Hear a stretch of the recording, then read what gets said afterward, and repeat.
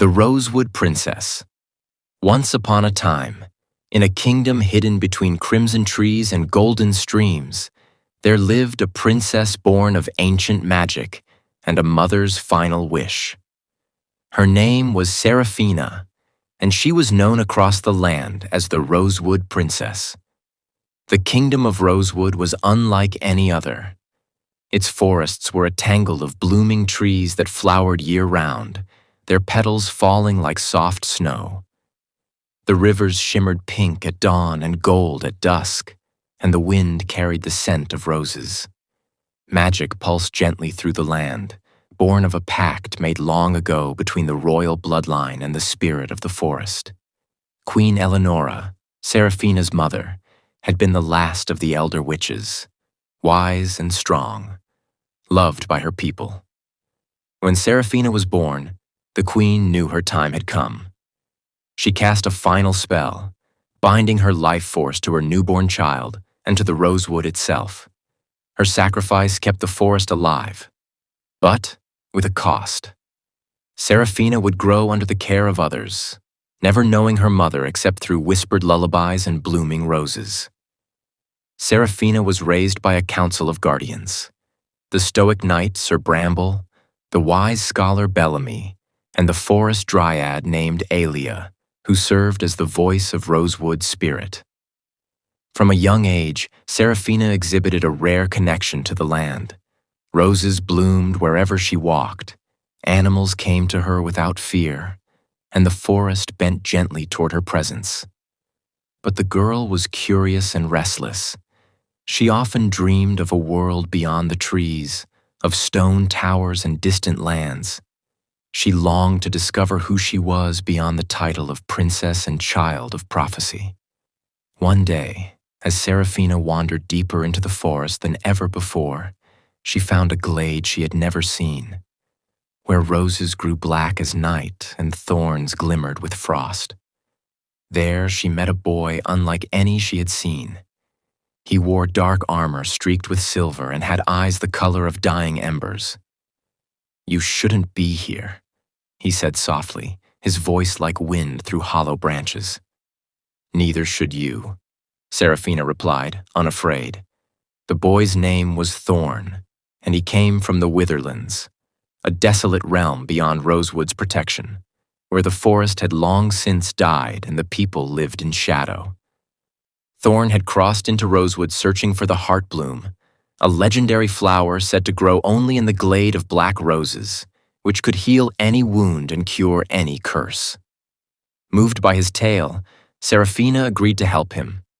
Together, they searched the ancient texts in Bellamy's library and spoke to Aelia, who warned that the Heartbloom only revealed itself when love, sacrifice, and courage were in balance.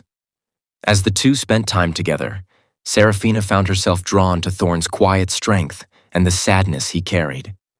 He, in turn, was captivated by her kindness and fire. But their growing bond did not go unnoticed. The forest stirred uneasily, and Sir Bramble warned that the balance of Rosewood was shifting. Magic, once harmonious, began to crack. Trees withered, streams dulled, the rose petals no longer fell. Then came the Worm Queen, a serpent of decay and shadow, who had long coveted the power of Rosewood. She appeared in a storm of crows and ash, demanding Seraphina surrender her magic or see the forest consumed. "You are the root of the magic, little flower," the Worm Queen hissed, "and I shall burn the garden to claim you." To protect her kingdom, Seraphina fled with Thorn, hoping to find the Heartbloom and awaken its power to save Rosewood.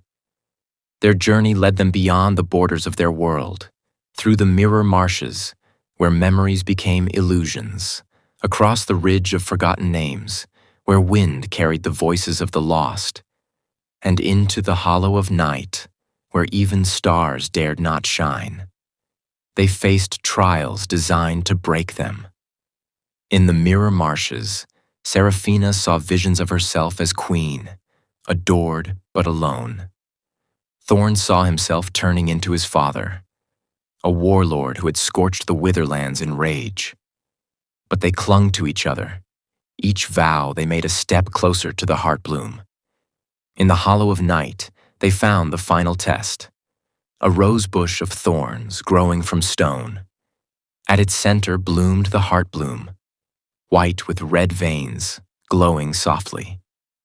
But the thorns around it were deadly. Alia's voice echoed in Seraphina's heart. The heart bloom awakens with sacrifice.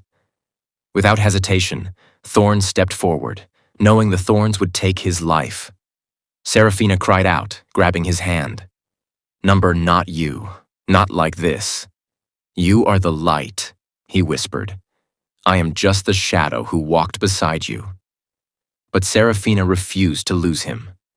She took the blade she carried and cut her own palm, letting her blood fall onto the roots. Magic surged, and the thorns receded, allowing her to pluck the heart bloom. It pulsed with light, mending Thorn's wounds, and spreading a wave of life back toward Rosewood. The Worm Queen appeared in fury, but the heart bloom's light was too strong. Seraphina raised it high, invoking her mother's legacy and the spirit of Rosewood. The queen shrieked as light consumed her, banishing her to the shadows once more. Seraphina returned to her kingdom changed. She no longer felt like a girl bound to prophecy, but a queen who had chosen her path. With Thorn at her side as a guardian and companion, she rebuilt Rosewood, not only with magic, but with love, humility, and connection. The forest bloomed brighter than ever. Children laughed under petal showers. The river sparkled again, and the heart bloom grew at the palace gates, a symbol of resilience. And so, the Rosewood Princess became a legend, not just for her magic, but for her heart. Her tale was sung from village firesides to mountain halls, reminding all who heard it that even in the darkest woods, hope could bloom.